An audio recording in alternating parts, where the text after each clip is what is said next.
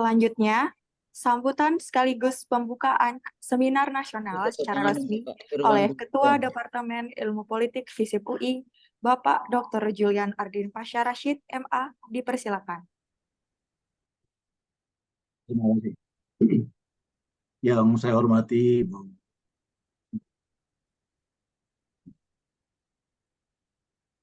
Smi, dan saya lihat juga ada Prof. Nurlian Nurdin ada di sini. Tentu yang baru saja menyampaikan puisi ya, Bapak Irwan Jamaluddin, serta bapak-bapak, ibu-ibu hadirin yang saya hormati. Mungkin beberapa dari nanti para narasumber kita akan menyusul, tapi saya akan mulai untuk membuka dalam untuk seminar nasional kita hari ini. Assalamualaikum warahmatullahi wabarakatuh. Selamat salam sehat, salam damai untuk kita semua. Tema seminar nasional hari ini yang mengangkat isu yang menjadi pusat perhatian dunia sangat relevan sebetulnya untuk kita bahas, kita diskusikan, dan kita analisa terkait dengan konflik Israel, Palestina, dan Ukraina, Rusia. Dalam politik, sebagaimana kita tahu, selalu ada justifikasi atas konflik. Dan konflik Rusia-Ukraina di satu sisi, serta konflik Palestina dan Israel merupakan dua konflik yang tentu memiliki latar belakang sejarah yang kompleks ya. Dan sebagaimana yang juga kita ketahui bahwa konflik yang terjadi antara Rusia dan Ukraina yang dimulai pada 2014 lalu setelah aneksasi Crimea oleh Rusia dan pemberontakan di wilayah timur di Ukraina. Tapi yang lebih penting untuk kita bahas adalah bagaimana memahami konflik Palestina-Israel yang saat ini berlangsung. Dan sebagaimana juga diketahui, konflik Israel-Palestina ini memiliki akar sejarah yang panjang. Dimulai dari pembentukan negara Israel pada tahun 48, dan kemudian dilanjutkan dengan pengusiran sejumlah besar masyarakat Palestina yang ada di sana. Dan akhirnya itu dilihat sebagai satu sengketa wilayah, hak-hak rakyat Palestina, dan yang terpenting adalah pertanyaan mengenai status Yerusalem yang menjadi isu utama yang sampai sekarang itu tetap masih belum ada penyelesaian atau posisi yang clear untuk kedua belah pihak. Nah, terlepas dari konflik politik, konflik di mana politik sebagai panglima, konflik ini merupakan satu yang tentu tidak bisa dihindari mengakibatkan penderitaan korban jiwa rakyat sipil khususnya yang tidak berdosa. Dan konflik yang menyebabkan tentu hal-hal lain seperti yang tadi telah disampaikan di dalam pernyataan di awal, bahwa kerusakan infrastruktur, terganggunya supply chain yang mengakibatkan kelangkaan pangan, terganggunya pasokan air bersih, serta sumber daya penting lainnya bagi rakyat sipil, tentu juga merupakan satu hal yang menjadi concern kita semua, bahwa nasib atau keadaan yang ditanggung oleh rakyat sipil, termasuk hak azazi mereka dalam konteks kemanusiaan, tentu harus dilibatkan menjadi satu isu dalam prioritas utama di dalam membahas konflik ini. Ya, tentu dalam hal ini kita berharap bahwa konflik antara di kedua lokus atau tempat itu, baik di Palestina dan Israel, serta Ukraina dan Rusia, akan mendapatkan satu solusi yang tepat pada akhirnya. Tapi di dalam konteks perspektif perbandingan politik, mungkin kita perlu juga untuk melihat apa yang sebetulnya terjadi di dalam perbandingan politik di kedua negara. Dan di dalam satu pemahaman, ya, kalau kita masuk dalam perbandingan politik, go into detail, mungkin bisa diklasifikasikan paling tidak pada 4 hal yang di dalam hal ini bisa disebutkan mengenai sumber konflik. Sebagaimana diketahui bahwa konflik Palestina itu melibatkan sengketa antara Israel dan Palestina, ya, terkait dengan wilayah, keamanan, pemukiman rakyat Palestina yang diduduki Israel, serta tetap yang harus di underline atau digarisbawahi adalah status Yerusalem itu sendiri. Dan ini adalah merupakan satu pertempuran antara militer Israel di satu sisi vis-a-vis dengan kelompok militan Palestina yang kita kenal sebagai Hamas. Sementara konflik Ukraina, ya, tentu ini merupakan satu dimensi yang kompleks dan luas antara pemerintah Ukraina dan kelompok separatis di wilayah timur Ukraina. Dan yang terpenting adalah bagaimana kemudian ini disusul akibat dari klaim mendudukan wilayah Crimea yang dianeksasi oleh Rusia pada tahun 2014 lalu. Nah, sementara di dalam akar sejarah, ketika memahami konflik Palestina, tentu kita harus melihat kembali ke belakang, ya. Mungkin starting point-nya dimulai di tahun 1967, ya, di mana itu adalah kali pertama terjadinya konflik terbuka antara negara-negara Arab. Ada Yordan, Mesir, Suriah yang terlibat, ya, berperang dengan Israel. Dan ini in short, ya, dalam pertempuran yang singkat itu, ya bisa dikatakan bahwa itu yang dimenangkan oleh Israel, yang menjadikan mereka menduduki kota lama atau Yerusalem Timur itu sebagai dudukan mereka. Sekali lagi itu harus di undermine, harus didalami menjadi satu yang diduduki mereka. Dan tentu di luar itu ada juga yang sekarang menjadi sengketa, tepi barat Sungai Yordan, jalur Gaza, Semenanjung Sinai misalnya, dan dataran tinggi Golan. Nah, ini yang mungkin bisa dipahami secara ya tentu tidak secara detail, bahwa masyarakat internasional melihat ini ada masalah dengan identitas dari masing-masing negara tadi, maksudnya negara yang ada di bagian di Arab, ya. 3 negara itu yang terlibat langsung dan Israel sendiri.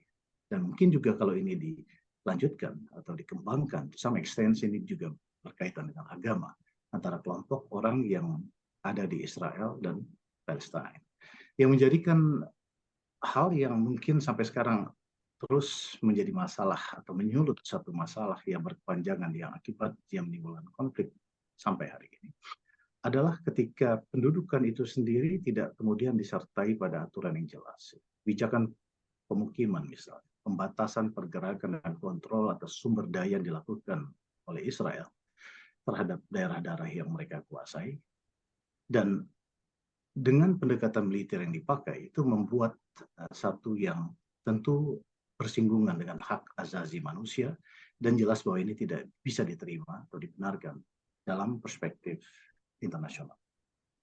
Sementara di konflik Ukraina yang tentu melibatkan Ukraina dan Rusia, ya ini bisa dilihat dari point of view sejarah antara Rusia dan Ukraina sendiri, di mana ada perbedaan dalam hal etnis, identitas, bahasa tentu, dan tentu orientasi politik yang ada di dalam Ukraina sendiri, khususnya di bagian timur dan bagian barat. Tetapi menjadi penting untuk melihat dalam konteks perbandingan politik adalah kenapa bisa terlibat negara eksternal dan mereka menjadi aktor di sana. Dalam konflik Palestina itu jelas bahwa intervensi dan dukungan politik yang dimainkan oleh negara besar seperti Amerika Serikat, ya tentu juga ada terlibat atau keterlibatan dari negara-negara Arab, juga ikut membuat satu dimensi yang lebih sulit, kompleks di dalam memahami. Tapi bagaimanapun peran dari aktor-aktor di luar negara yang bertikai tadi itu juga mengakibatkan satu konsekuensi terhadap konflik yang ada di sana. Di Ukraina juga demikian. Jadi karena adanya Rusia, kompleksitas itu terlibat, di mana Ukraina kemudian mendapatkan simpati dan dukungan tentu dari negara-negara Barat, especially NATO. Akhirnya itu membuat satu kondisi yang semakin sulit untuk bisa dianggap dekat dengan penyelesaian atau solusi atas konfliknya. Nah, yang terakhir mungkin yang memahami masalah ini adalah bagaimana upaya resolusi konflik yang terjadi dalam konteks konflik Palestina misalnya. Upaya untuk resolusi konflik Palestina yang melibatkan berbagai upaya inisiatif diplomatik, secara diplomatik dan upaya-upaya atau langkah perdamaian, termasuk ceasefire misalnya yang seperti sekarang dilakukan, ini membutuhkan satu effort yang lebih dalam. Artinya bagaimana kemudian itu tidak serta-merta dibiarkan atau diserahkan kepada mereka yang bertikai. Perlu ada satu upaya yang lebih besar dari di luar dari mereka yang ada di sana, baik itu di Israel maupun Palestina. Ya, banyak pihak melihat perlu ada mediasi dari pihak ketiga. Apakah itu mereka yang berada dekat dengan mereka, dengan yang terlibat? Ya tentu tidak. Harus menjadi betul-betul pihak yang bisa diterima oleh semua. Karena satu hal yang paling penting, yang utama di dalam konflik ini, untuk menyelesaikan semuanya adalah bagaimana agar mereka bersepakat tentang borderline, tentang batas negara, tentang status, utamanya status Yerusalem itu sendiri. Jadi dalam pandangan sebagian pihak mungkin melihat bahwa Yerusalem Barat yang sekarang itu ada di Israel, dipegang oleh Israel. Dan mereka harus bisa menerima untuk Yerusalem Timur yang diserahkan kepada Palestina.